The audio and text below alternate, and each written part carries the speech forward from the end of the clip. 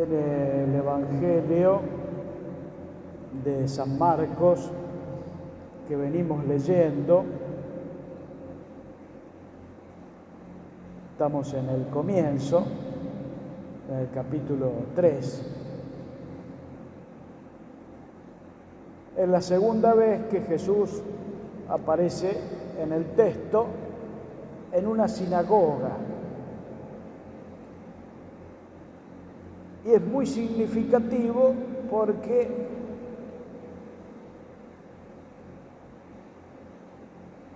es un lugar donde se supone que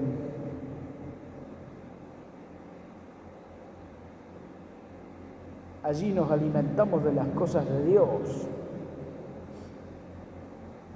Allí aprendemos a dar pasos de la fe. Y sin embargo nos encontramos con gente que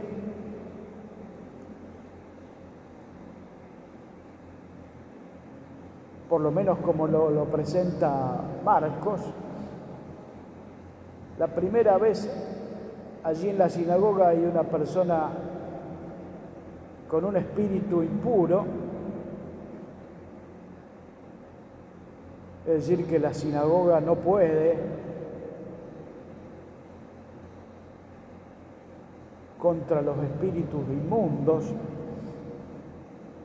Aquí nos encontramos con un hombre con una mano paralizada, una sinagoga que no puede sanar y que la misma sinagoga está paralizada.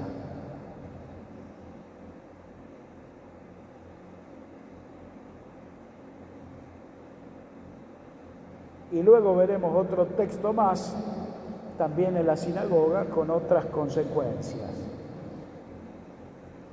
Lo que quiero decir con esto es que Jesús encuentra en el lugar que tendría que ser el más receptivo, el más cálido para su enseñanza, para su anuncio, para la buena noticia de Dios, que tendría que recibir al Maestro con toda la calidez, es el que es el más hostil contra Jesús.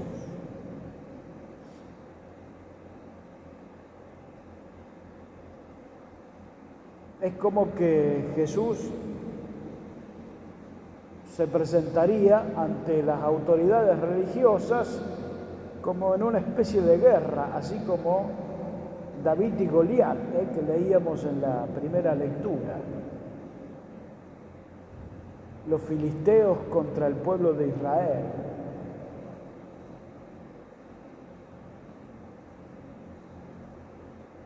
No solo esto, sino que el texto finaliza diciendo que los fariseos se retiraron de la sinagoga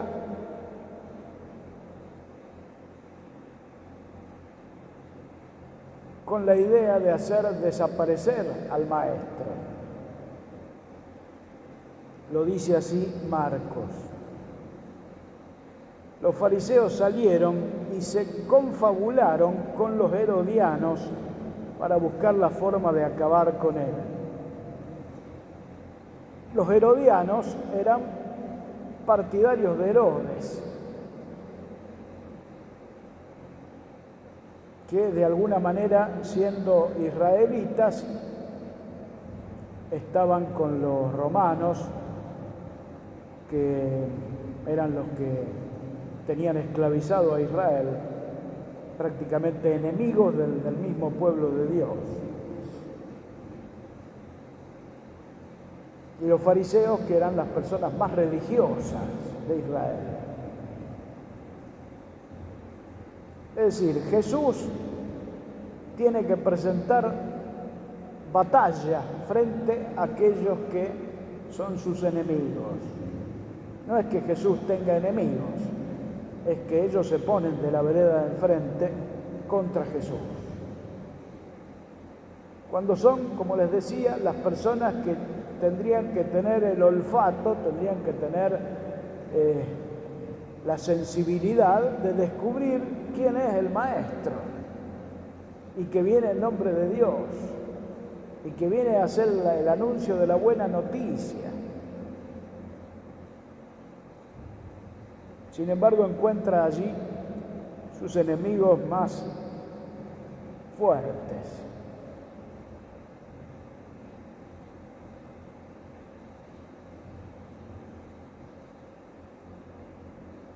Había allí un hombre con una mano paralizada.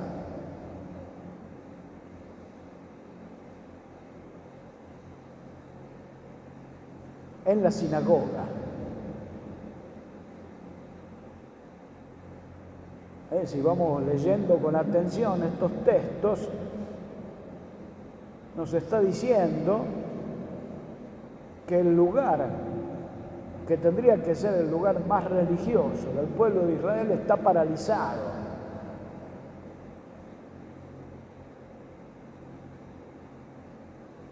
Porque en lugar de ir profundizando en el camino de Dios, se han quedado en preceptos humanos, se han quedado en concepciones humanas, se han quedado en una ideología religiosa que no los lleva a ningún lado, están paralizados. Y este es un mensaje no solo para los israelitas de este tiempo, es un mensaje para todos los hombres, y especialmente los hombres religiosos, los que quieren ser discípulos. Preguntarse si nosotros no estaremos también paralizados frente a una sociedad hostil ante lo religioso. Entonces, ¿cuál sería nuestra reacción?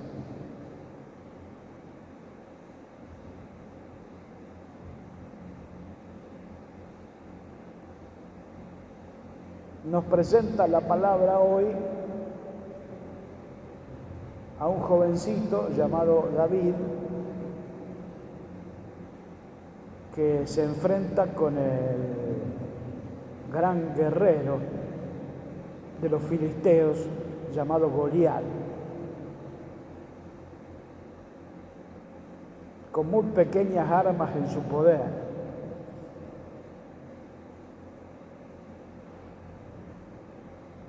Como una especie de batalla que tenemos que presentar al mundo sin la violencia, es decir, como Jesús. Jesús se enfrenta con la hostilidad de los hombres religiosos de su tiempo y los enfrenta con la paz, los enfrenta sin violencia. Y estos mismos hombres lo llevan a la cruz. Y el maestro dice: Padre, perdónalos, no saben lo que hacen. Pero no se esconde.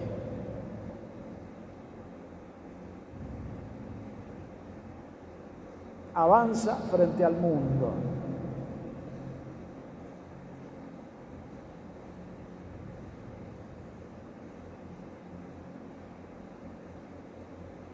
Tengo la sensación esta, que nosotros tenemos que poner en manos de Jesús nuestras manos paralizadas para que Él las sane.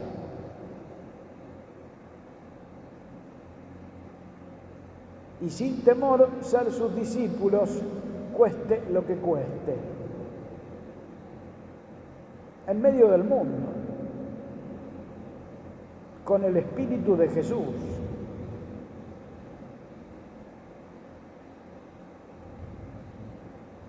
Como corderos en medio de lobos.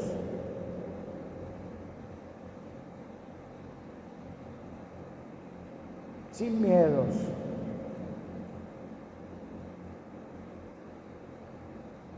Como decía, como David. jovencito frente al gigante de los filisteos. El mundo por allí nos atemoriza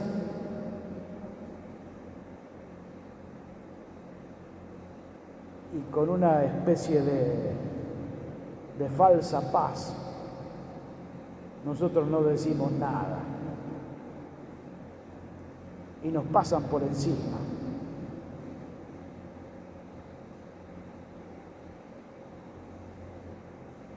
Lo peor que le puede pasar a la iglesia es estar paralizada, cuando su mandato es anunciar al mundo la buena noticia.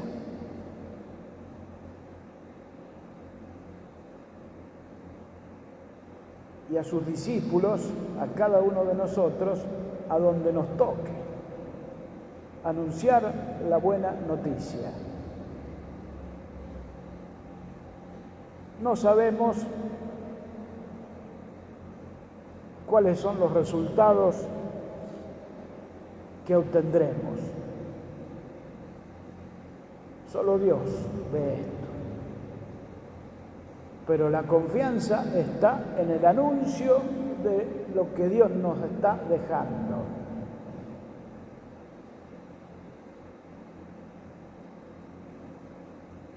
El mandato que la iglesia tiene es justamente ese. Su esencia es anunciar al mundo la buena noticia, que en primer lugar tiene que ser buena noticia para cada uno de nosotros. Si es buena noticia para nosotros, tenemos que anunciarla. De esto se trata. Y para esto hemos venido. Para esto el Señor nos ha llamado. Miremos entonces a este hombre que se pone frente a todos y deja que el Señor haga en él lo que tiene que hacer, justamente para no estar paralizado. La iglesia necesita, Jesús necesita, Dios mismo necesita y confía en cada uno de nosotros, para que transformemos este mundo que nos ha tocado.